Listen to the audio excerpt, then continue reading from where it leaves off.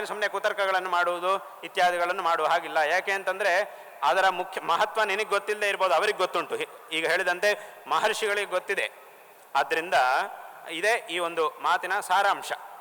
ಅದರಿಂದ ಯಾವುದಾದ್ರೂ ಒಂದು ಆಚರಣೆ ಇದ್ದರೆ ಸುಮ್ಮನೆ ಕಣ್ಣು ಮುಚ್ಕೊಂಡು ಮಾಡಬಾರದು, ಅದರ ಮಹತ್ವ ಏನು ಅನ್ನೋದನ್ನು ತಿಳ್ಕೊಂಡು ಮಾಡಬೇಕು.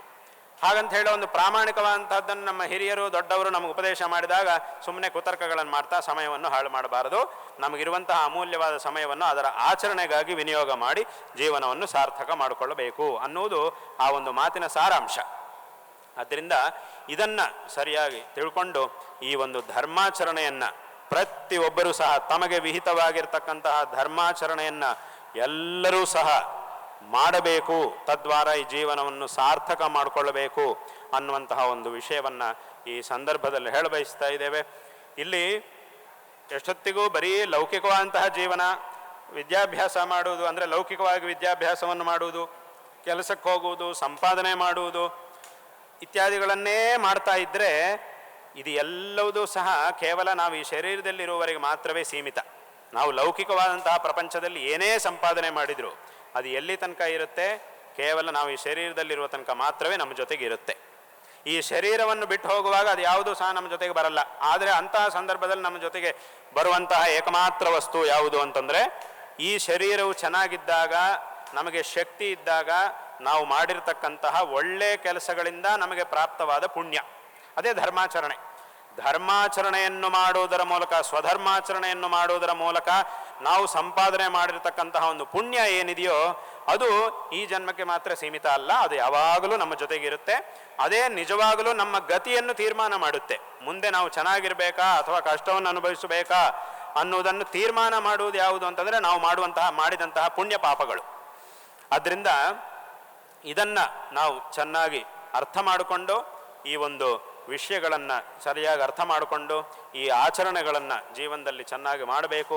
ವಿಶೇಷವಾಗಿ ಸಂಧ್ಯಾವಂದನೆ ಇತ್ಯಾದಿ ಎಲ್ಲ ಆಚರಣೆಗಳನ್ನು ಸಹ ಸಂಧ್ಯಾವಂದನದಿಂದ ಮೊದಲುಗೊಂಡು ಎಲ್ಲ ಆಚರಣೆಗಳನ್ನು ಸಹ ಸಂಧ್ಯಾವಂದನೆ, ದೇವತಾರ್ಚನೆ ಇತ್ಯಾದಿಗಳನ್ನು ನಿಯಮವಾಗಿ ಮಾಡಬೇಕು. ಪ್ರತಿಯೊಬ್ಬರೂ ಸಹ ವಿಶೇಷವಾಗಿ ಮಾಡಬೇಕು. ಮತ್ತು ಬೇರೆ ಬೇರೆ ರೀತಿಯಾದ ಜಪಾದಿಗಳು ಇತ್ಯಾದಿಗಳು ತುಂಬ ಸಮಯ ಇಲ್ಲ ಅಂತಂದರೂ ಸಂಧ್ಯಾವಂದನೆ, ಗಾಯತ್ರಿ ಜಪ ಇದನ್ನು ಕನಿಷ್ಠ ಪಕ್ಷವಾಗಿ ಇದನ್ನು ಮಾಡಲೇಬೇಕು. ಒಂದು ಸಂಧ್ಯಾವಂದನೆ ಮಾಡುವುದು 108 ಗಾಯತ್ರಿ ಜಪ ಮಾಡುವುದು, ಇದನ್ನು ಮಾಡಲಿಕ್ಕೆ ಎಷ್ಟು ಸಮಯ ಬೇಕು? ಒಂದು ದಿವಸದಲ್ಲಿ ಎಷ್ಟು ಸಮಯ ಬೇಕು? ಜಾಸ್ತಿ ಸಮಯ ಏನು ಬೇಕಾಗಿಲ್ಲ. ಒಂದು 10 ರಿಂದ 15 ನಿಮಿಷ, ಹೆಚ್ಚಂದರೆ ಒಂದು 20 ನಿಮಿಷ ಅಷ್ಟರೊಳಗೆ ಸಂಧ್ಯಾವಂದನೆ ಮತ್ತು 108 ಗಾಯತ್ರಿ ಜಪ ಆಗಿಬಿಡುತ್ತೆ. 20 ನಿಮಿಷ ಸಮಯನೂ ನಾನು ಕೊಡಲಿಕ್ಕೆ ಸಾಧ್ಯವಿಲ್ಲ ಅಂತ ಯಾರು ಹೇಳಬಾರದು. ಅಷ್ಟೆಲ್ಲ ಕೆಲಸಗಳು ಯಾರಿಗೂ ಇರುವುದಿಲ್ಲ. ಕೆಲಸಗಳಿರುತ್ತೆ ಎಲ್ರಿಗೂ, ಆದರೆ 20 ನಿಮಿಷನೂ ನಾನು ಸಮಯ ಕೊಡೋಕ್ಕಾಗೋದಿಲ್ಲ ಅಂತ ಹೇಳುವಷ್ಟು ಕೆಲಸಗಳು ಪ್ರಪಂಚದಲ್ಲಿ ಖಂಡಿತ ಯಾರಿಗೂ ಇರುವುದಿಲ್ಲ. ಆದ್ದರಿಂದ ಇದಕ್ಕೊಂದು ಸಮಯವನ್ನು ನಾವು ಕೊಡಲೇಬೇಕು. ಆದರೂ ನಾವು ಕೊಡ್ತಾ ಇಲ್ಲ ಅಂತಂದರೆ ಇದು ಕೇವಲ ನಮ್ಮಲ್ಲಿರ್ತಕ್ಕಂತಹ ಅಶ್ರದ್ಧೆ. ಈ ಅಶ್ರದ್ಧೆಯ ಒಂದು ಫಲವನ್ನು ನಾವು ಖಂಡಿತವಾಗಿಯೂ ಒಂದು ದಿವಸ ಅನುಭವಿಸಬೇಕಾಗಿ ಬರುತ್ತೆ. ಅಲ್ಲ ಪರವಾಗಿಲ್ಲ, ಸ್ವಲ್ಪ ದಿವಸ ಬಿಟ್ಟರೆ ಏನು, ಒಂದಿಷ್ಟು ದಿವಸ ಸಂಧ್ಯಾವಂದನೆ ಮಾಡಲ್ಲ ಏನಂತೆ, ಏನಾಗುತ್ತೆ? ಅಥವಾ ಏನು ಮಾಡಬಾರ್ದು ಅಂತ ಹೇಳಿದಾರೋ ಅದನ್ನು ಮಾಡ್ತೀನಿ ಏನಾಗುತ್ತೆ ಅಂತಂದರೆ ಒಂದು ಸಲ ಮಾಡಿದರೂ ಅದು ತಪ್ಪು ಅನ್ನೋದು ತಪ್ಪೇ ಆಗುತ್ತೆ. ಅದು ಸರಿ ಅಂತ ಹೇಳೋಕ್ಕಾಗೋದಿಲ್ಲ. ಈಗ ಬಸ್ಸಿದೆ, RTC ಬಸ್ಸಿದೆ, KSRTC ಬಸ್ಸಿದೆ. ಬಸ್ಸಲ್ಲಿ ಪ್ರಯಾಣ ಮಾಡುವಾಗ ಟಿಕೆಟ್ ತೊಗೊಂಡು ಪ್ರಯಾಣ ಮಾಡಬೇಕು ಅಂತಿದೆ. ಇಲ್ಲರಿ, ನಾನು ತುಂಬ ವರ್ಷಗಳಿಂದ ಪ್ರಯಾಣ ಮಾಡ್ತೀನಿ, ಒಂದು ದಿವಸ ನಾನು ಟಿಕೆಟ್ ತೊಗೊಳ್ಳಲ್ಲ ಏನಾಗುತ್ತೆ ಅಂತಂದರೆ, ನೀವು ಒಂದು ದಿವಸ ತೊಗೊಳ್ಳದೇ ಇದ್ದರೂ ತಪ್ಪೇ. ಅದು ಟಿಕೆಟ್ ತೊಗೊಳ್ಳದೆ ಪ್ರಯಾಣ ಮಾಡಬಾರದು, ಮಾಡಿದರೆ ಅದು ತಪ್ಪು ಅಂತ ನಿಯಮ. ಅಲ್ಲ, ನಾವು ಒಂದು ದಿವಸ ಮಾಡಲ್ಲ ಏನಾಗುತ್ತೆ ಅಂದರೆ, ಒಂದು ದಿವಸ ಮಾಡದೇ ಇದ್ದರೂ 2 ದಿವಸ ಮಾಡದೇ ಇದ್ದರೂ ತಪ್ಪೇ. ಅದಕ್ಕೊಂದು ದಂಡ ಅನ್ನೋದು ಇದ್ದೇ ಇರುತ್ತೆ. ಅದೇ ರೀತಿ ಒಂದು ದಿವಸ ಬಿಟ್ಟರೆ ಏನಾಗುತ್ತೆ ಅಂತಂದರೆ, ಒಂದು ದಿವಸ ಬಿಟ್ಟರೂ ಸಹ ಅದು ತಪ್ಪೇನೆ. ಧರ್ಮಾಚರಣೆಯ ವಿಷಯದಲ್ಲಿ ನಿತ್ಯ ಮಾಡಬೇಕು ಅಂತ ಹೇಳಿದ ಮೇಲೆ ಒಂದು ದಿವಸ ಬಿಟ್ಟರೂ ಸಹ ಅದು ತಪ್ಪೇ ಆಗುತ್ತೆ. ಆದ್ದರಿಂದ ಇದರೊಳಗೆ ಪುನಃ ಇನ್ನೊಂದು ಪ್ರಶ್ನೆನೇ ಇಲ್ಲ. ಆದ್ದರಿಂದ ಅಂತಹ ತಪ್ಪನ್ನು ನಾವು ಮಾಡಬಾರದು. ಇದನ್ನು ಚೆನ್ನಾಗಿ ಆಚರಣೆ ಮಾಡಬೇಕು. ಈ ಒಂದು ವಿಷಯವನ್ನು ಎಲ್ಲರೂ ಸಹ ಚೆನ್ನಾಗಿ ತಿಳ್ಕೊಳ್ಬೇಕು. ಸುಮ್ಮನೆ ಕುತರ್ಕಗಳನ್ನು ಮಾಡ್ತಾ ಸಮಯವನ್ನು ವ್ಯರ್ಥ ಮಾಡಬಾರ್ದು. ಆದ್ದರಿಂದ ಇದನ್ನು ಸರಿಯಾಗಿ ತಿಳ್ಕೊಳ್ಬೇಕು. ಸಂಧ್ಯಾವಂದನೆ ಮೊದಲಾದಂತಹ ಅನುಷ್ಠಾನಗಳನ್ನು ವಿಶೇಷವಾಗಿ ಮಾಡಬೇಕು. ತದ್ವಾರ ಈ ಒಂದು ಜೀವನವನ್ನು ಸಾರ್ಥಕ ಮಾಡಿಕೊಳ್ಳಬೇಕು. ಇಲ್ಲಿ ಈ ಸಂಧ್ಯಾವಂದನೆಯನ್ನು ಮಾಡುವುದು ತುಂಬ ಜನ ನಿಲ್ಲಿಸಿಬಿಡ್ತಾರೆ. ಅದು ತುಂಬ ಜನ ಮಾಡುವುದೂ ಇಲ್ಲ. ಆ ರೀತಿಯಾದಂಥ ಒಂದು ಪರಿಸ್ಥಿತಿ ತುಂಬ ಕಡೆ ಇದೆ. ತುಂಬ ಜನ ನಮ್ಮಲ್ಲಿ ಬಂದು ಹೇಳ್ತಾ ಇರ್ತಾರೆ. ನಾನು ಇದನ್ನೆಲ್ಲ ಕಡೆ ಸುಮಾರು ಕಡೆ ಹೇಳ್ತಾನೆ ಇರ್ತೀನಿ. ನೀವು ಕೇಳಿರ್ಬೋದು, ಹಿಂದೆ ಹೇಳಿದ್ದು ನಾನು ಹಿಂದೆ ಹೇಳಿದ್ದು ಕೇಳಿರ್ಬೋದು. ಏನಂದರೆ ತುಂಬ ಜನ ನಮ್ಮ ಹತ್ರ ಬರ್ತಾರೆ, ಹೇಳ್ತಾರೆ, ಸ್ವಾಮಿ ನಮಗೇನೋ ಸಮಸ್ಯೆಗಳಿವೆ, ಏನಾದರೂ ಪರಿಹಾರ ಹೇಳಿ, ಏನಾದರೂ ಅನುಷ್ಠಾನ ಹೇಳಿ ಅಂತ ಹೇಳ್ತಾರೆ. ತಕ್ಷಣ ನಾನು ಮೊದಲು ಕೇಳುವಂತಹ ಪ್ರಶ್ನೆ, ನೀವು ಉಪನಯನ ಆಗಿದ್ದರೆ, ಅದು ಉಪನಯನ ಆದವರು ನಮ್ಮ ಹತ್ರ ಈ ಥರ ಬಂದು ಕೇಳಿದಾಗ ಆವಾಗಿನ ಸಂದರ್ಭ, ನಮಗೆ ತುಂಬ ಸಮಸ್ಯೆ ಇದೆ, ಅದಕ್ಕೇನಾದರೂ ಪರಿಹಾರ ಹೇಳಿ ಅಂತ ಹೇಳ್ತಾರೆ. ಆಗ ನಾನು ಹೇಳೋದು, ನೀವು ಉಪನಯನ ಆಯ್ತಲ್ವಾ? ಹೌದು ಆಯಿತು. ಸಂಧ್ಯಾವಂದನೆ ಮಾಡ್ತಾ ಇದೆಯಾ? ಇಲ್ಲ ಮಾಡ್ತಾ ಇಲ್ಲ ಅಂತೇಳಿ. ನೀನು ಸಂಧ್ಯಾವಂದನೆ ಮಾಡದೇ ಇದ್ದರೆ ಬೇರೆ ಪರಿಹಾರಗಳನ್ನು ಏನಪ್ಪ ನಾನು ಹೇಳುವುದು? ಅದನ್ನು ಮಾಡಿ ಮಾಡಿ ವಾಸ್ತವವಾಗಿ ಅದನ್ನು ನೀನು ಸರಿಯಾಗಿ ಮಾಡಿದರೆ ನೀ ನನ್ನ ಎದುರಿಗೆ ಬಂದು ನೀನು ನಿಂತ್ಕೊಳ್ಳುವ ಅವಶ್ಯಕತೆಯೇ ಬರ್ತಿರ್ಲಿಲ್ಲ. ನನಗೆ ಪರಿಹಾರ ಹೇಳಿ ಅಂತ ನೀನು ಕೇಳುವ ಅವಶ್ಯಕತೆಯೇ ಬರ್ತಿರ್ಲಿಲ್ಲ, ಅದನ್ನು ನೀನು ಸರಿಯಾಗಿ ಮಾಡಿದ್ದಿದ್ರೆ.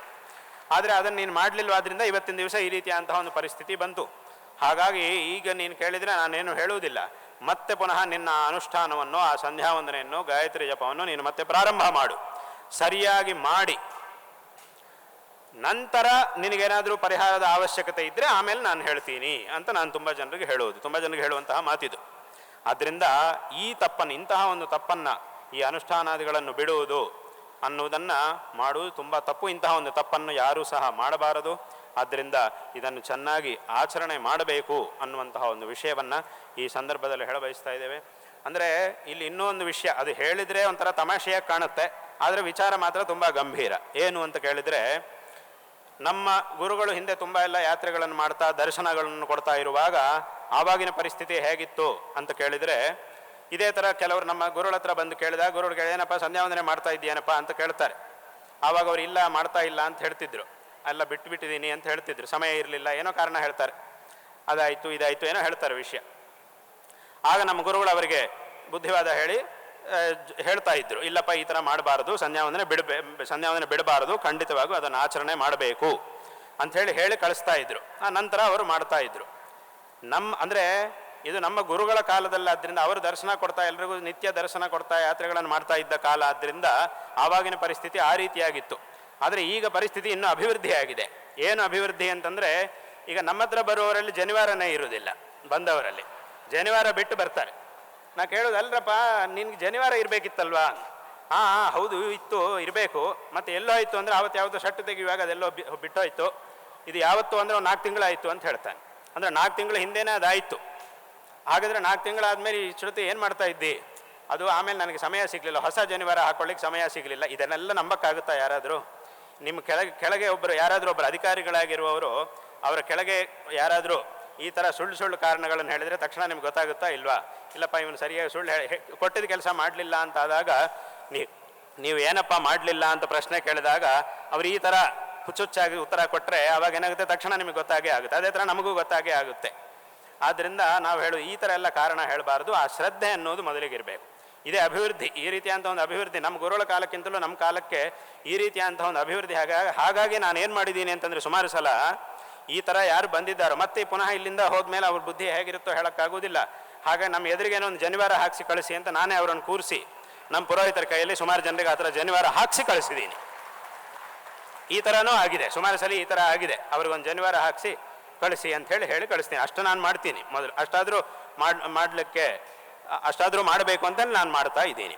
ಅಂದರೆ ಈ ರೀತಿಯಾದಂಥ ಒಂದು ಅಭಿವೃದ್ಧಿ ಅಂತ ಆಗಿದೆ ಈಗ. ಆದ್ದರಿಂದ ಇದನ್ನು ಪ್ರತಿಯೊಬ್ಬರೂ ಸಹ ಚೆನ್ನಾಗಿ, ಇದು ಹೀಗೆ ಹೋಗ್ತಾ ಇದ್ದರೆ ಈಗ ಅದರ ಫಲ ಗೊತ್ತಾಗದೇ ಇರ್ಬೋದು. ಈಗ ಈ ರೀತಿಯಾಗಾದರೆ ಅದೇ ಈಗ ಹೇಳಿದಂಗೆ, ಸರಿ ಒಂದು 4 ದಿವಸ ಜನಿವಾರ ಇಲ್ಲದೆ ಹೋದರೆ ಏನಂತೆ, ಅಥವಾ ಸಂಧ್ಯಾವಂದನೆ ಮಾಡದೇ ಇದ್ದರೆ ಏನಂತೆ ಅಂತ ಹೇಳ್ಬೋದು. ಇವತ್ತಿನ ದಿವಸಕ್ಕೆ ಹಾಗೆ ಹೇಳ್ಬೋದು. ಏನಾಗುತ್ತೆ, ಒಬ್ಬ ತುಂಬ ಸಂಪಾದನೆ ಮಾಡಿ ಕೆಲಸ ಬಿಟ್ಬಿಟ್ಟಿದ್ದಾನೆ, ಆಮೇಲೆ ಯಾವುದೇ ಕೆಲಸಕ್ಕೆ ಹೋಗೋದನ್ನು ನಿಲ್ಲಿಸ್ಬಿಟ್ಟಿದ್ದಾನೆ. ಆದರೆ ತಕ್ಷಣಕ್ಕೇನು ತೊಂದರೆ ಆಗೋದಿಲ್ಲ ಅವನಿಗೆ. ಯಾಕಾಗೋದಿಲ್ಲ? ಹಿಂದೆ ಸಂಪಾದನೆ ಮಾಡಿದ ಹಣ ಕೈಯಲ್ಲಿದ್ದೇ ಇದೆ. ಅದರಿಂದ ತಕ್ಷಣ ಏನು ಅವನಿಗೇನು ತೊಂದರೆ ಆಗೋದಿಲ್ಲ. 1 ವರ್ಷ ಕೆಲಸ ಮಾಡಿ ಚೆನ್ನಾಗಿ ಸಂಪಾದನೆ ಮಾಡಿ 2ನೇ ವರ್ಷ ಬಿಟ್ಬಿಟ್ರೆ ಅವಾಗ ಅದರಿಂದ ಅವನಿಗೇನು ಪ್ರಾಯ ತೊಂದರೆ ಆಗುವುದಿಲ್ಲ. ಯಾಕಂದರೆ ಬೇಕಾದ ಹಿಂದಿನ ವರ್ಷ ಸಂಪಾದನೆ ಮಾಡಿದ ದುಡ್ಡು ಅವನ ಕೈಯಲ್ಲಿ ಇದ್ದೇ ಇದೆ. ಅದರಿಂದ ಮುಂದಿನ ವರ್ಷ ನಡೆಯುತ್ತೆ ಅವನಿಗೆ. ಆದರೆ ಯಾವಾಗ ಸಮಸ್ಯೆ ಶುರುವಾಗುತ್ತೆ, ಅದೆಲ್ಲ ಕೈಯಲ್ಲಿರುವಂತಹ ಹಣ ಎಲ್ಲ ಖಾಲಿ ಆದಮೇಲೆ ಆಗ ಪುನಃ ಪ್ರಶ್ನೆ ಬರುತ್ತೆ, ಅಯ್ಯೋ ಈಗೇನು ಮಾಡುವುದು, ಎಲ್ಲಿಗೆ ಹೋಗುವುದು. ಮತ್ತೆ ಪುನಃ ಸಂಪಾದನೆ ಮಾಡಲಿಕ್ಕೆ ಸುಮಾರು ಕಾಲ ಬೇಕಾಗುತ್ತೆ. ಅಷ್ಟು ಕಾಲ ಸಂಪಾದನೆ ಮಾಡಿದ ಮೇಲೆ ಮತ್ತೆ ಪುನಃ ಒಂದು ಸರಿಯಾದಂತಹ ದಾರಿಗೆ ಬರುತ್ತೆ ಗಾಡಿ. ಆದ್ದರಿಂದ ತಕ್ಷಣ ಬಿಟ್ಟ ಮೇಲೆ ನಮಗೇನು ಗೊತ್ತಾಗದೇ ಇರ್ಬೋದು, ಏನಪ್ಪ ಏನಾಯಿತು, ಏನು ತೊಂದರೆ ಆಗಿಲ್ಲಲ್ವಾ ಅಂತ ಅನಿಸ್ಬೋದು. ಹಾಗಂತ ಹೇಳಿ ಬಿಟ್ಟರು ನಾವು ಸುಖವಾಗಿರ್ಬೋದು ಅಂತ ಅರ್ಥ ಮಾತ್ರ ಅಲ್ಲ. ಹೇಗೆ ಸಂಪಾದನೆ ಮಾಡೋದು ಬಿಟ್ಟ ತಕ್ಷಣ ಅವನಿಗೇನು ತೊಂದರೆ ಆಗಲಿಲ್ಲ, ಚೆನ್ನಾಗಿ ಊಟ ಮಾಡ್ತಿದ್ದಾನೆ, ಊಟ ಎಲ್ಲ ಸಿಗ್ತಾ ಇದೆ, ಏನು ತೊಂದರೆ ಇಲ್ಲ, ಹಾಗಂತೇಳಿ ಏನು ಸಂಪಾದನೆ ಮಾಡಿದ್ರೆ ಸುಮ್ಮನೆ ಕೂತ್ಕೊಂಡ್ರು ಊಟ ಮಾಡಬಹುದು ಅಂತ ಅರ್ಥ ಅಲ್ಲ.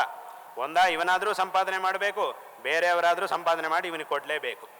ಅದು ಬೇರೆ ವಿಷಯಗಳಲ್ಲಾದರೆ ಹಾಗಾಗುತ್ತೆ. ಆದರೆ ಧರ್ಮದ ವಿಚಾರದಲ್ಲಿ ಇವನ ಧರ್ಮವನ್ನು ಇವನೇ ಸಂಪಾದನೆ ಮಾಡಿಕೊಳ್ಳಬೇಕು. ಲೋಕದಲ್ಲಾದರೆ ಇವನು ಸುಮ್ಮನೆ ಮನೆಯಲ್ಲಿ ಕೂತ್ಕೊಂಡಿದ್ರು, ಬೇರೆಯವರು ಸಂಪಾದನೆ ಮಾಡಿ ಕೊಡುವವರು ಇದ್ದಾರೆ ಅಂತಂದರೆ ಅವರು ಕಷ್ಟಪಡ್ತಾರೆ, ಸಂಪಾದನೆ ಮಾಡ್ತಾರೆ, ಇವನಿಗೆ ಕೊಡ್ತಾರೆ, ಇವನಿಗೆ ಸುಮ್ಮನೆ ಕೂತ್ಕೊಂಡು ಊಟ ಮಾಡ್ಬೋದು. ಆದರೆ ಧರ್ಮದ ವಿಚಾರದಲ್ಲಿ ಇದು ನಡೆಯುವುದಿಲ್ಲ. ಧರ್ಮದ ವಿಚಾರದಲ್ಲಿ ಇವನಿಗೆ ಬೇಕಾದ್ದನ್ನು ಇವನೇ ಸಂಪಾದನೆ ಮಾಡಿಕೊಳ್ಳಬೇಕು. ಅಂದರೆ ಅದೇ ಧರ್ಮಾಚರಣೆ. ಈ ಒಂದು ಧರ್ಮಾಚರಣೆಯನ್ನು ಪ್ರತಿಯೊಬ್ಬರೂ ಸಹ ವಿಶೇಷವಾಗಿ ಮಾಡಬೇಕು. ಇದನ್ನು ಯಾವತ್ತೂ ಸಹ ಬಿಡಬಾರದು. ಈ ಒಂದು ಬ್ರಾಹ್ಮಣ್ಯ, ಇದರ ಮೂಲಕವಾಗಿ ಆ ಒಂದು ಬ್ರಾಹ್ಮಣ್ಯವನ್ನು ವಿಶೇಷವಾಗಿ ಸಂರಕ್ಷಣೆ ಮಾಡಿಕೊಳ್ಳಬೇಕು, ಕಾಪಾಡಿಕೊಳ್ಳಬೇಕು ಅನ್ನುವಂತಹ ಒಂದು ವಿಷಯವನ್ನು ಈ ಸಂದರ್ಭದಲ್ಲಿ ಎಲ್ರಿಗೂ ಸಹ ಹೇಳಬಯಸ್ತಾ ಇದ್ದೇವೆ. ಆದ್ದರಿಂದ ಯಾಕೆಂತಂದರೆ ನಾವು ನೋಡ್ತಾ ಇರ್ತೀವಿ, ತುಂಬ ಎಲ್ಲಿಗೋ ಹೋಗ್ತಾ ಇದೆ. ಹೀಗಾಗಬಾರದು. ಸರಿಯಾದಂತಹ ಮಾರ್ಗದಲ್ಲಿ, ಸರಿಯಾದ ಮಾರ್ಗದ ತಪ್ಪಿ ಎಲ್ಲೆಲ್ಲಿಗೋ ಹೋಗ್ತಾ ಇದೆ. ಒಂದು ಸಲ ನಾನು ಒಂದು ಕಡೆ ನೋಡಿದ್ದೆ, ಎಲ್ಲೋ ಪುಸ್ತಕದಲ್ಲಿ ನೋಡಿದ್ದೆ. ಏನು ತಮಾಷೆ ಅಂತಂದರೆ, ಹಿಂದಿನ ಕಾಲಕ್ಕೂ ಈಗಿನ ಕಾಲಕ್ಕೂ ವ್ಯತ್ಯಾಸ ಏನು ಅಂತ ಪ್ರಶ್ನೆ ಕೇಳಿದರು. ಒಂದೇ ಮಾತಿನಲ್ಲಿ ಉತ್ತರ ಹೇಳಿ ಅಂತಂದರೆ ಅದಕ್ಕೊಂದು ಉತ್ತರ ಏನು ಕೊಟ್ಟರು ಅಂತಂದರೆ, ಹಿಂದಿನ ಕಾಲದಲ್ಲಿ ಊಟ ಮಾಡುವವರೆಲ್ಲ ಒಂದೇ ಕಡೆ ಕೂತಿದ್ರು, ಬಡಿಸುವವರು ಪಾತ್ರೆ ಹಿಡ್ಕೊಂಡು ಆ ಕಡೆ ಈ ಕಡೆ ಓಡಾಡ್ತಿದ್ರು. ಆದರೆ ಈಗಿನ ಕಾಲದಲ್ಲಿ ಬಡಿಸುವವನು ಒಂದೇ ಕಡೆ ನಿಂತ್ಕೊಂಡಿರ್ತಾನೆ, ಊಟ ಮಾಡುವವರು ತಟ್ಟೆ ಹಿಡ್ಕೊಂಡು ಆ ಕಡೆ ಈ ಕಡೆ ಓಡಾಡ್ತಿರ್ತಾರೆ. ಅಂದರೆ ಒಂದೇ ಮಾತಿನಲ್ಲಿ ಹಿಂದಿನ ಕಾಲಕ್ಕೂ ಈಗಿನ ಕಾಲಕ್ಕೂ ವ್ಯತ್ಯಾಸ ಹೇಳಬೇಕು ಅಂತಂದರೆ ಇದು ಈಗಿರುವಂತಹ ಪರಿಸ್ಥಿತಿ. ಆದರೆ ವಾಸ್ತವವಾಗಿ ಸಂಪ್ರದಾಯ ಏನು? ಊಟ ಮಾಡುವವನು ಒಂದು ಕಡೆ ಕೂತ್ಕೊಳ್ಬೇಕು, ಬಡಿಸೋನು ಎಲ್ಲ ಕಡೆಗೂ ಓಡಾಡಬೇಕು, ಇದು ಸಂಪ್ರದಾಯ. ಆದರೆ ಅದು ಹೋಗ್ಬಿಟ್ಟಿದೆ, ಹೀಗೆಲ್ಲ ಬದಲಾವಣೆ ಆಗಿಬಿಟ್ಟಿದೆ. ಆದ್ದರಿಂದ ಆ ಸಂಪ್ರದಾಯ ಅನ್ನುವುದೇನಿದೆಯೋ ಅದನ್ನು ಚೆನ್ನಾಗಿ ಎಲ್ಲರೂ ಸಹ ಕಾಪಾಡಿಕೊಳ್ಳಬೇಕು. ಅದನ್ನು ಕಾಪಾಡಿಕೊಳ್ಳುವುದರಲ್ಲೇ ನಿಜವಾದಂತಹ ಒಂದು ಶಕ್ತಿ ಇದೆ. ಅದನ್ನು ನಾವು ಚೆನ್ನಾಗಿ ತಿಳ್ಕೊಳ್ಳಬೇಕು ಅನ್ನುವಂತಹ ಒಂದು ವಿಷಯವನ್ನು ಈ ಸಂದರ್ಭದಲ್ಲಿ ಎಲ್ಲರಿಗೂ ಹೇಳಬಯಸ್ತಾ ಇದ್ದೇವೆ. ಈ ಒಂದು ಶ್ರದ್ಧೆಯನ್ನು ವಿಶೇಷವಾಗಿ ಬೆಳೆಸ್ಕೊಳ್ಳಬೇಕು. ಇವತ್ತಿನ ದಿವಸ ಈ ನಮ್ಮ ಬ್ರಾಹ್ಮಣ ಸಮಾಜದವರು ಅನೇಕ ಕ್ಷೇತ್ರಗಳಲ್ಲಿ ದೊಡ್ಡ ದೊಡ್ಡ ಸಾಧನೆಗಳನ್ನು ಮಾಡಿದ್ದಾರೆ. ಆ ಕ್ಷೇತ್ರ ಈ ಕ್ಷೇತ್ರ ಅಂತಲ್ಲ, ಎಲ್ಲ ವಿಧವಾದಂತಹ ಕ್ಷೇತ್ರಗಳಲ್ಲೂ ಇದ್ದಾರೆ.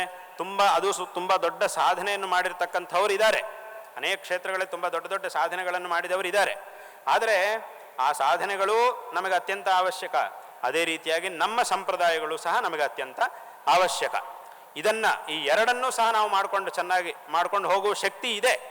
ಆದ್ದರಿಂದ ಈ ಸಂಪ್ರದಾಯ ಈ ಒಂದು ಎಷ್ಟೇ ಸಾಧನೆಗಳನ್ನು ಮಾಡಿದ್ರು, ಯಾವ ಮಾರ್ಗದಲ್ಲಿ ನಾವು ಹೋಗಿ ಎಷ್ಟೇ ಸಾಧನೆಗಳನ್ನು ಮಾಡಿದರೂ ಈ ಸಂಪ್ರದಾಯವನ್ನು ಚೆನ್ನಾಗಿ ಕಾಪಾಡಿಕೊಳ್ಳಬೇಕು ಅನ್ನುವಂತಹ ಒಂದು ವಿಷಯವನ್ನು ಪ್ರತಿಯೊಬ್ಬರೂ ಸಹ ಅರ್ಥ ಮಾಡಿಕೊಳ್ಳಬೇಕು. ಯಾಕೆಂತಂದರೆ ನಾನು ಬೇರೆ ಯಾವುದೋ ಕೆಲಸದಲ್ಲಿ ಇದ್ದೀನಿ, ಅದರಿಂದ ಇದಕ್ಕೆ ಸಮಯ ಕೊಡಲಿಕ್ಕೆ ಆಗುವುದಿಲ್ಲ ಅಂತ ಯಾರು ಹೇಳಬಾರ್ದು. ಸಮಯ ಕೊಡಬೇಕು, ಸಮಯ ಇದೆ, ಸಮಯ ಮಾಡಿಕೊಳ್ಳಬೇಕು. ಇದರ ಸಮಯ ಬೇರೆ, ಅದರ ಸಮಯ ಬೇರೆ. ತುಂಬ ಜನ ಏನು ಮಾಡ್ತಾ ಇರ್ತಾರೆ ಅಂತಂದರೆ, ಎಲ್ಲೋ ಅನುಷ್ಠಾನ ಕೂತ್ಕೊಳ್ತಾರೆ, ಆಗ ಹೊರಗಿನ ಕೆಲಸಗಳ ಬಗ್ಗೆ ಯೋಚನೆ ಮಾಡ್ತಾ, ಅಯ್ಯೋ ಆ ಕೆಲಸ ಮಾಡಬೇಕಿತ್ತು, ಈ ಕೆಲಸ ಮಾಡಬೇಕಿತ್ತು, ಅವರ ಹತ್ರ ಮಾತಾಡಬೇಕು, ಇವರ ಹತ್ರ ಮಾತಾಡಬೇಕು ಅಂತ ಅದರ ಬಗ್ಗೆ ಯೋಚನೆ ಮಾಡ್ತಾ ಇರ್ತಾರೆ. ಕೆಲಸಕ್ಕೆ ಹೋಗ್ತಾರೆ, ಆಗೇನು ಮಾಡ್ತಾರೆ ಅಂತಂದರೆ ಇದರ ಬಗ್ಗೆ ಯೋಚನೆ ಮಾಡ್ಲಿಕ್ಕೆ ಶುರು ಮಾಡಿ, ಅಯ್ಯೋ ನಾನು ಎಷ್ಟೊತ್ತಿಗೂ ಕೆಲಸದಲ್ಲೇ ಆಗೋಗ್ತಿದೆ, ನಾನು ಪೂರ್ತಿ ಸಮಯ ಅನುಷ್ಠಾನ ಮಾಡೋಕ್ಕೆ ಆಗ್ತಾ ಇಲ್ಲ, ಜಪ ಮಾಡಲಿಕ್ಕೆ ಆಗ್ತಾ ಇಲ್ಲಲ್ವಾ ಅಂತ ಹೀಗೆ ಯೋಚನೆ ಮಾಡ್ತಾ ಇರ್ತಾರೆ. ಅಲ್ಲಿಗೆ ಅದು ಸರಿಯಾಗಿ ನಡೀತಾ ಇಲ್ಲ, ಇದು ಸರಿಯಾಗಿ ನಡೀತಾ ಇಲ್ಲ. ಆ ಥರ ಮಾಡಬಾರ್ದು. ಇದು ಎರಡಕ್ಕೂ ಬೇರೆ ಬೇರೆ ಸಮಯ ಮಾಡ್ಕೊಳ್ಬೇಕು, ಸಾಂಕರ್ಯ ಮಾಡ್ಕೊಳ್ಬಾರ್ದು. ಇದರ ಸಮಯ ಇದು, ಅದರ ಸಮಯ ಅದರದು. ಅನುಷ್ಠಾನಕ್ಕೆ ಅಂತ ನಾವು ಒಳ್ಳೆ ಕೆಲಸಗಳಿಗೆ ಧರ್ಮಾಚರಣೆ ಕೂತಿದ್ದೀವ, ಸಂಪೂರ್ಣವಾಗಿ ನಮ್ಮ ದೃಷ್ಟಿ ಅದರಲ್ಲೇ ಇರಬೇಕು. ಪ್ರಪಂಚದಲ್ಲಿ ಏನು ಬೇಕಾದರೂ ನಡೆಯಲಿ, ನನ್ನ ಪೂರ್ತಿ ದೃಷ್ಟಿ ಇದರಲ್ಲೇ ಇರಬೇಕು. ಇಲ್ಲ ಬೇರೆದಕ್ಕೆ ಹೊರಗೆ ಕೆಲಸ ಮಾಡೋಕ್ಕೆ ಹೋಗಿದ್ದೀವಾ, ಇದರ ಬಗ್ಗೆ ಯೋಚನೆ ಮಾಡಬೇಡಿ. ಅದರ ಸಮಯದಲ್ಲಿ ಅದನ್ನು ಮಾಡೋದು, ಹೊರಗಿನ ಕೆಲಸವನ್ನು ಚೆನ್ನಾಗಿ ಮಾಡಿ, ಲೌಕಿಕವಾದಂತಹ ಪ್ರಪಂಚದಲ್ಲಿ ಚೆನ್ನಾಗಿ ಸಾಧನೆಗಳನ್ನು ಮಾಡಿ ಒಳ್ಳೆಯ ಸ್ಥಾನಕ್ಕೆ ಬರುವಂತಹ ಪ್ರಯತ್ನವನ್ನು ಮಾಡಿ. ಅದರ ಸಮಯ ಅದರದು, ಇದರ ಸಮಯ ಅದರ ಮಾರ್ಗ ಅದರದು, ಇದರ ಮಾರ್ಗ ಇದರದು, ಎರಡೂ ಬೇಕು. ಯಾಕೆ ಅಂತಂದರೆ ನಾನು ಅನೇಕ ಕಡೆಗಳಲ್ಲಿ ಹೇಳ್ತಾ ಇರ್ತೀನಿ, ಈ ದೇಶದಲ್ಲಿ ಹುಟ್ಟಿದಂತಹ ಪ್ರತಿಯೊಬ್ಬನೂ ಸಹ ಎರಡು ಕಣ್ಣುಗಳನ್ನು ಹೊಂದಿರಬೇಕು ಅಂತ. ಅಲ್ಲ ಉಂಟಲ್ವ, ಎರಡು ಕಣ್ಣು ಉಂಟಲ್ಲ ನಮಗೆ ಅಂತಂದರೆ, ಈ ಕಣ್ಣುಗಳಲ್ಲ, ಇದಿದ್ದೇ ಇದೆ. ಆದರೆ ಇನ್ನೂ ಬೇರೆ ಎರಡು ಕಣ್ಣುಗಳಿರಬೇಕು. ಒಂದು ಧರ್ಮ, ಇನ್ನೊಂದು ದೇಶ. ಈ ಎರಡೂ ಸಹ ನಮಗೆ ಎರಡು ಕಣ್ಣುಗಳಾಗಿರಬೇಕು. ನಮಗೆ ಧರ್ಮ ಅನ್ನೋದೊಂದು ಕಣ್ಣು, ದೇಶ ಅನ್ನೋದೊಂದು ಕಣ್ಣು, ಎರಡನ್ನೂ ಸಹ ನಾವು ಇಟ್ಕೊಂಡು ಹೊಂದಿರಬೇಕು. ಅಂದರೆ ಇಲ್ಲೊಂದು ವಿಶೇಷ ಏನು, ಭಗವಂತ ಮನುಷ್ಯನಿಗೆ ನೋಡಲಿಕ್ಕೆ ಅಂತ ಎರಡು ಕಣ್ಣುಗಳನ್ನು ಕೊಟ್ಟಿದ್ದಾನೆ. ಹಾಗಂತ ಹೇಳಿ ಒಂದು ಕಣ್ಣಿಂದ ಒಂದು ದಿಕ್ಕನ್ನು, ಇನ್ನೊಂದು ಕಣ್ಣಿಂದ ಇನ್ನೊಂದು ದಿಕ್ಕನ್ನು ನಾವು ನೋಡುವುದಿಲ್ಲ. ಎರಡು ಕಣ್ಣುಗಳನ್ನೂ ಕೊಟ್ಟಿದ್ದು ಭಗವಂತ ಒಂದು ವಸ್ತುವನ್ನೇ ನೋಡಲಿಕ್ಕೆ. ಎರಡು ಕಣ್ಣುಗಳಿದ್ರೂ ಆ ಎರಡರಿಂದಲೂ ನಾವು ನೋಡುವುದು ಒಂದೇ ವಸ್ತುವನ್ನು. ಆದರೆ ಎರಡೂ ಕಣ್ಣುಗಳಿಂದ ನೋಡಿದಾಗ ಮಾತ್ರವೇ ನಮಗೆ ಆ ವಸ್ತು ಚೆನ್ನಾಗಿ ಕಾಣುತ್ತೆ. ಒಂದು ಕಣ್ಣು ಮುಚ್ಚಿ ನೋಡಿದರೆ ಅದಷ್ಟು ಸ್ಪಷ್ಟವಾಗಿ ಕಾಣುವುದಿಲ್ಲ. ಆದ್ದರಿಂದ ಹೇಗೆ ಎರಡು ಕಣ್ಣುಗಳು, ಭಗವಂತ ಕೊಟ್ಟಿರುವಂತಹ ಎರಡು ಕಣ್ಣುಗಳನ್ನು ಉಪಯೋಗಿಸಿಕೊಂಡು ಒಂದು ವಸ್ತುವನ್ನು ಸರಿಯಾಗಿ ಸ್ಪಷ್ಟವಾಗಿ ನಾವು ನೋಡಿಕೊಂಡು ನಮ್ಮ ಕೆಲಸಗಳನ್ನು ಮಾಡ್ಕೊಂಡು ಹೋಗ್ತೀವೋ, ಅದೇ ರೀತಿ ಭಗವಂತ ಇಂತಹ ಒಂದು ಜನ್ಮವನ್ನು ಕೊಟ್ಟಿದ್ದಾನೆ, ಇಂತಹ ಒಂದು ಧರ್ಮ ಪರಂಪರೆಯಲ್ಲಿ ಜನ್ಮವನ್ನು ಕೊಟ್ಟಿದ್ದಾನೆ, ಅಲ್ಲಿಗೆ ಈ ಧರ್ಮವನ್ನು ಭಗವಂತ ನಮಗೆ ಕೊಟ್ಟಿದ್ದಾನೆ.